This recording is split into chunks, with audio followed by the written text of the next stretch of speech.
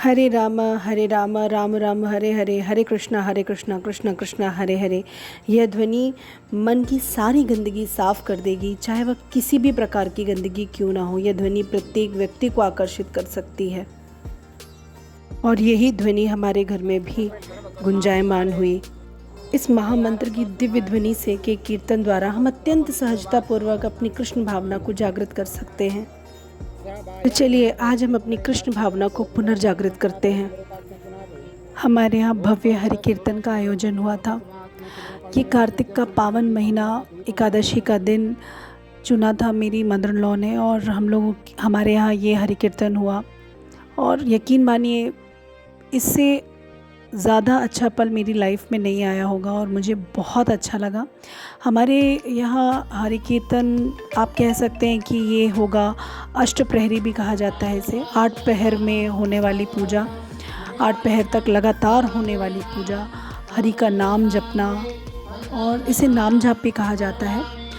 मूल रूप से ये उड़ीसा कह सकते हैं, जो चैतन्य महाप्रभु थे उनके द्वारा ये शुरू हुआ था और ये लगातार 8 पहर तक चलता है। और हमारे यहाँ भी ये 24 घंटे तक चला और मुझे बहुत आनंद आया।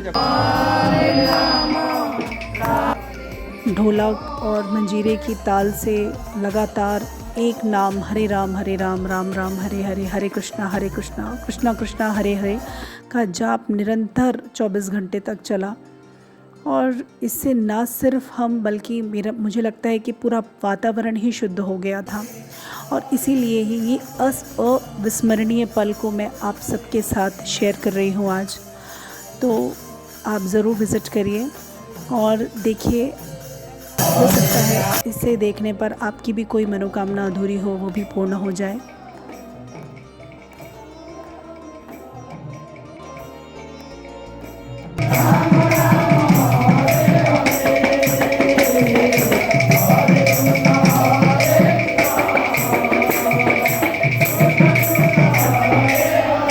इस नाम जाप की एक बेहतरीन चीज़ मुझे ये लगी कि इसमें 8 पहर में 8 बार भगवान की आरती, भोग अर्पण, ये बहुत ज़रूरी था और यही हुआ। और हम 8 बार 8 पहर में हम जागृत होकर इनकी पूजा उपासना हमने किया। ये वाकई मेरे जीवन का अविस्मरणीय पल था और हमेशा रहेगा।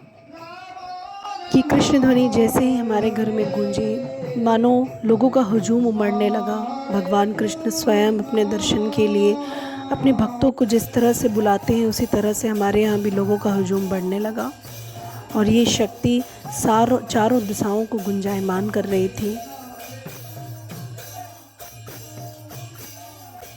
चाहे वो 12 या रात के 12 या रात के 2, इनकी आवाज़ और इनकी ध्वनि में कोई कमी नहीं थी। ना ढोलक धीमे होते थे, न मंजीरा, एक ध्वनि, एक ताल और सिर्फ प्रभु की भक्ति। यही तो है हरि कीर्तन, हरि में समाना।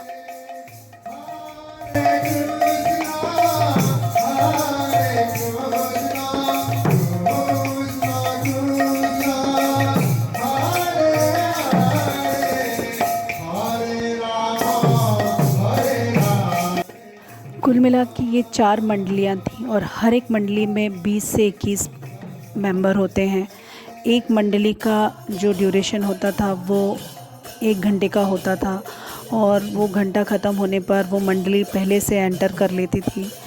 ये पूरे 24 घंटे तक होता रहा और ये ना बंद होने वाला हरे राम हरे कृष्णा, ये धुन कई घंटों तक हमारे कानों में गूंजती रही।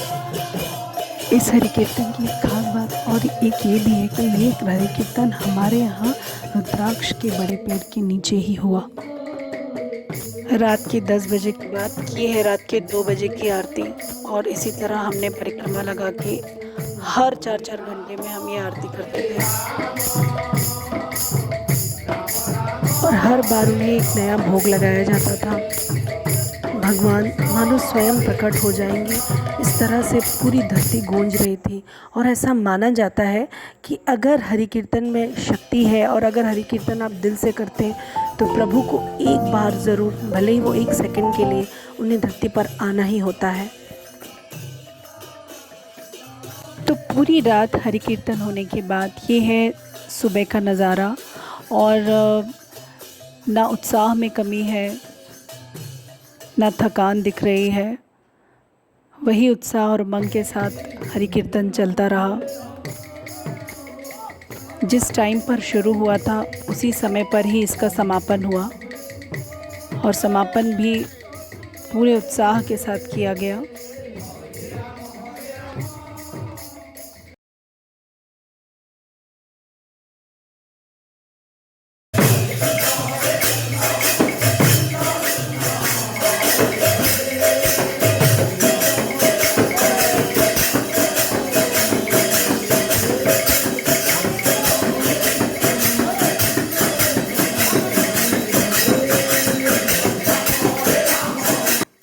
अब यह हरि कीर्तन अपने अंतिम चरणों में था। यकीन मानिए, ऐसा लग रहा था ये यूं ही चलता रहे। ये कीर्तन मेरे कान में आज भी उसी तरह गूंज रहा है। इस वीडियो को देख कर के मुझे बार बार अपनी उन्हीं पलों की स्मृति हो आ रही है और मन को बहुत सुकून पहुंचा रही है। उम्मीद है आपको भी ये मेरा वीडियो पसंद आ रहा होगा।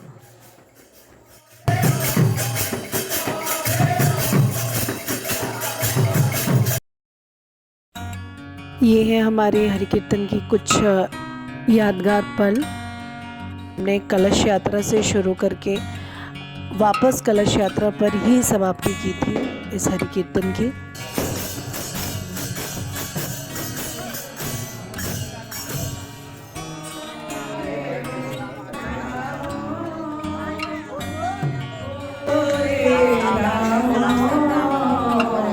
तो हवन के बाद अब हो रहा है ये दाही हांडी।